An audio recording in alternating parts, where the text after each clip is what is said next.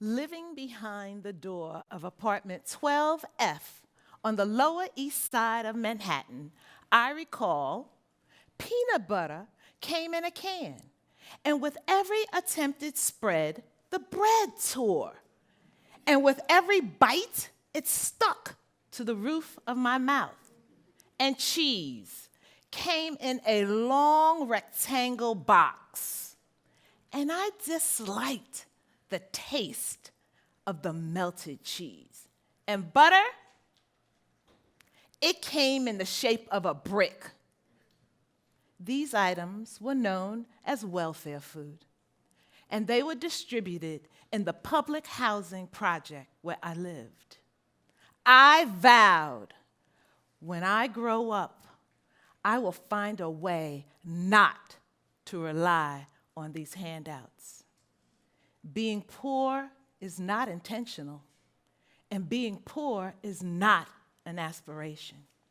Being poor is the result of not having a support system that allows you to earn enough money to take care of yourself and your family.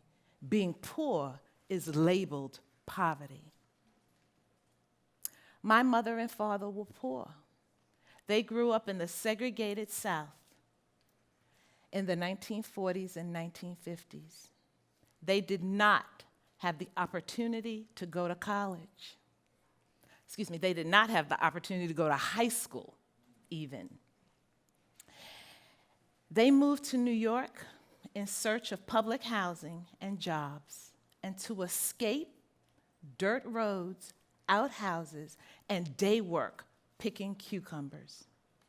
My mother, my father, and my elementary school teachers taught me to value education. They told me that there was life beyond public housing and that one day I would go to college. My home was filled with love and hope for a bright future. We didn't have much, but what we had was clean and well-maintained.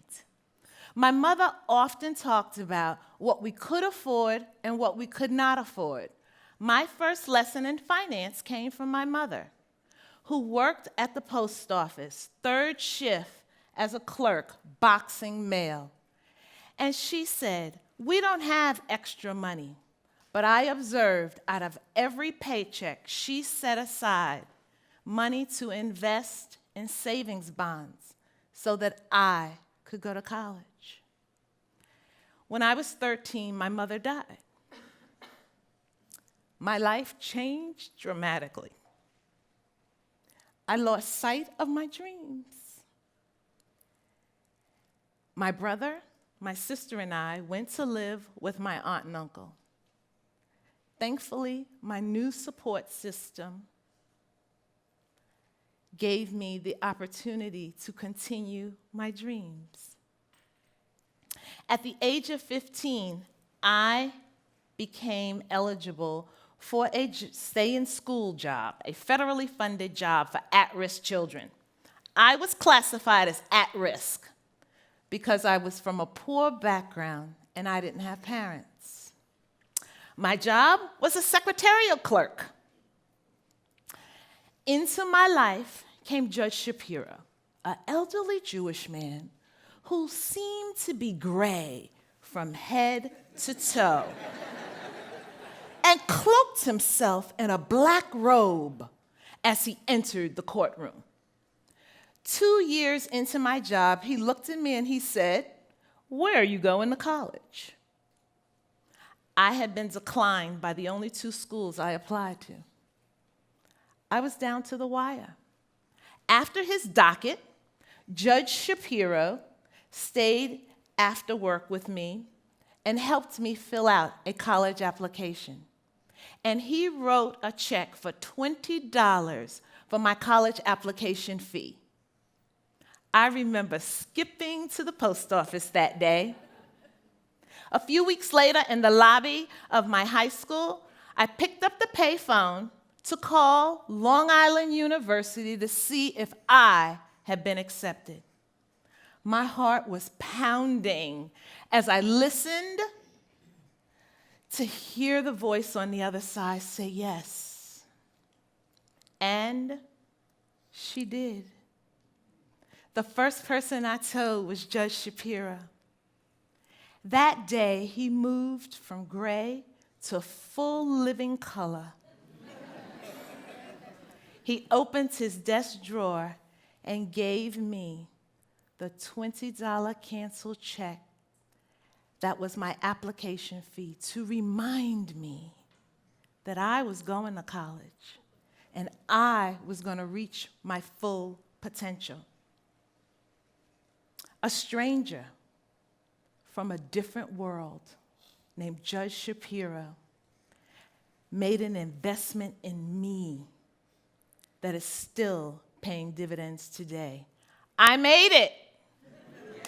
My family made it. And the cycle of poverty is broken. My visualization of being poor and poverty and breaking the cycle is real. I thrived because of a combination of having a family, public housing, welfare cheese, and a gray-haired man. I have gone on to achieve my dreams. I became a certified public accountant. I got to be a senior vice president at a Fortune 100 company, had the opportunity to write a book, and now I serve as the president of the United Way here in our community. 14.9% of the United States is poor and lives in poverty.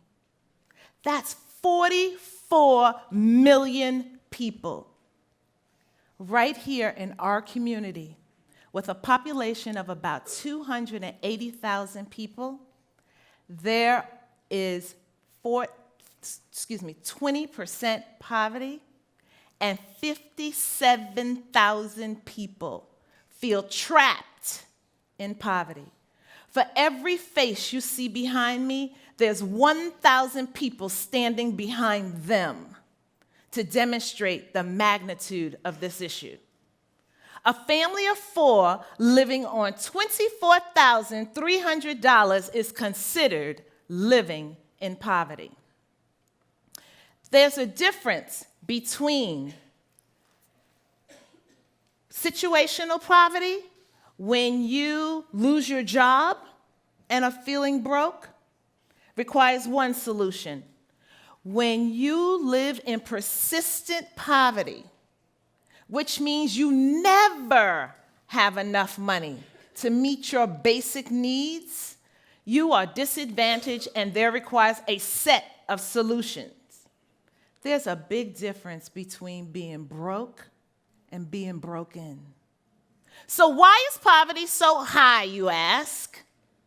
Because we often treat the results of a person living in poverty, and we do not address the root cause of why someone is in poverty. People living in poverty don't want handouts. People living in poverty don't want gifts. People living in poverty don't want more service.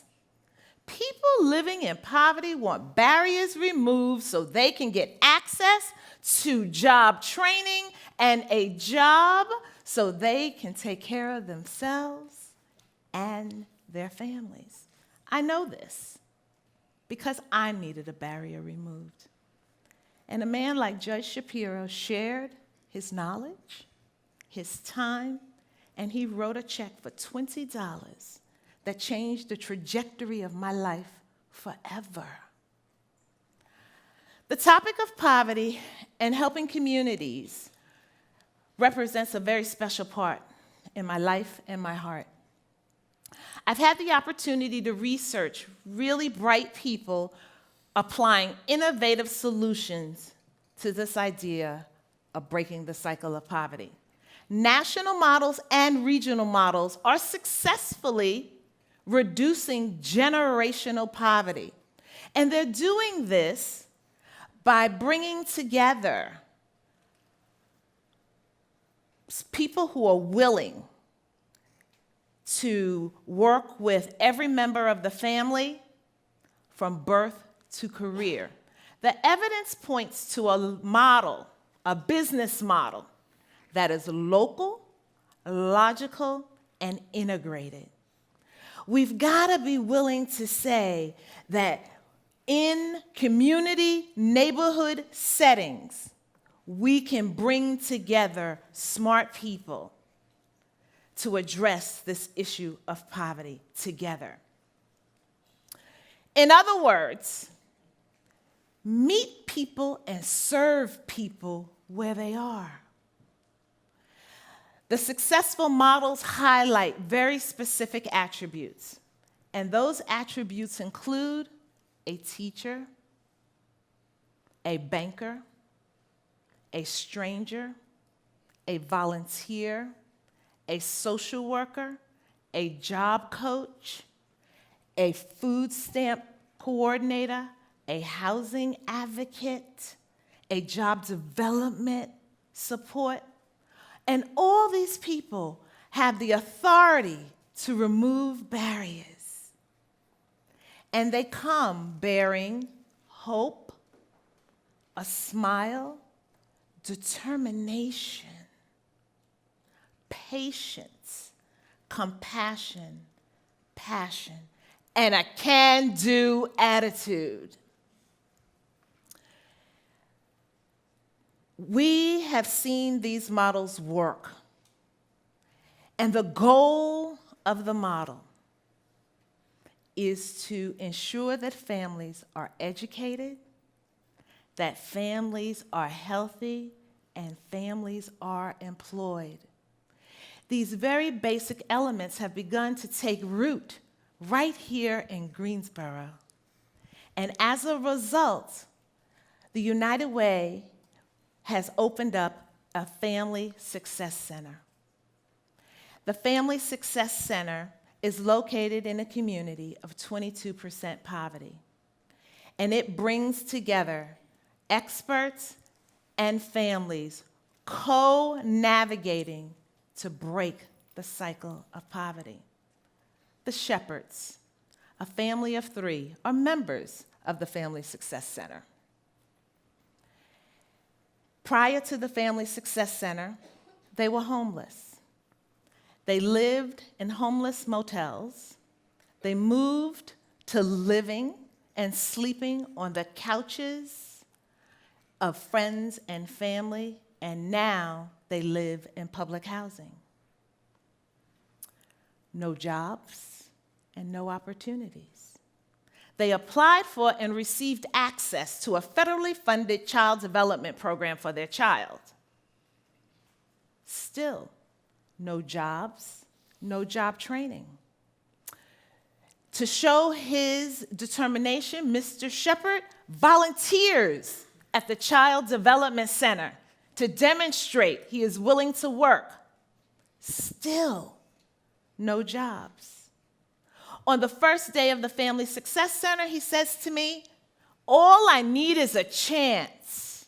Everyone keeps telling me I don't have experience, but how do I get experience if no one gives me a chance?" The Family Success Center offered Mr. Shepherd a job readiness training program. He accepted. The coach in the program gave him a boost of confidence to stay on track and helped him refine his approach to employers. All this was offered in the neighborhood. Easy access, removed the barrier of transportation, and he was in class with his peer group. Mr. Shepherd is now working. He is a food driver for Guilford Child Development. Mrs. Shepherd is in a GED class taught by an enthusiastic former lawyer who is now a community college instructor. The class is in the neighborhood with her peers. The Shepherds are making progress. They still have a lot of goals to achieve, but they've got determination and a support system that is offering them opportunities to be successful. They are a role model for their daughter and for their peers.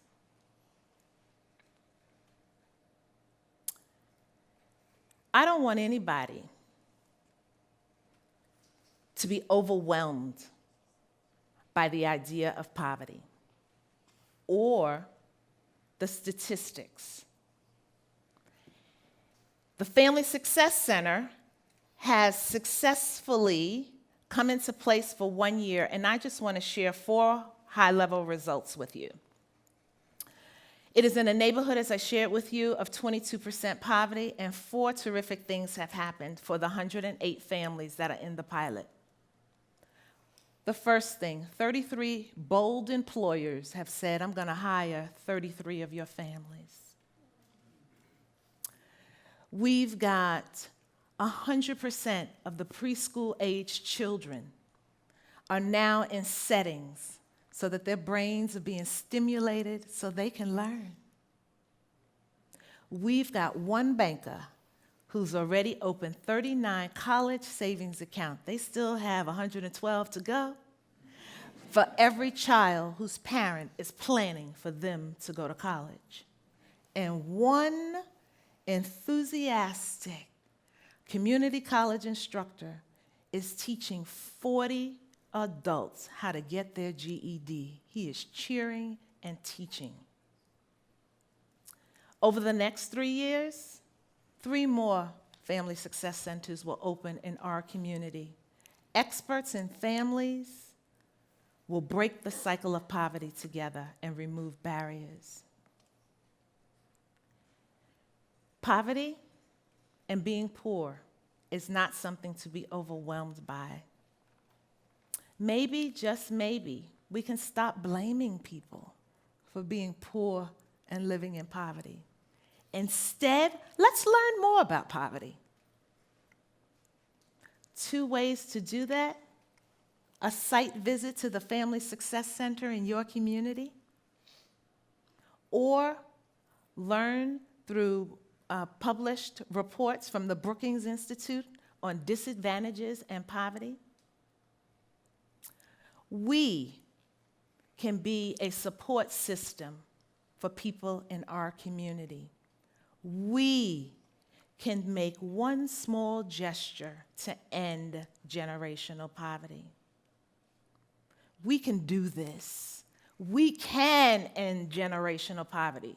One person, one family, one community at a time.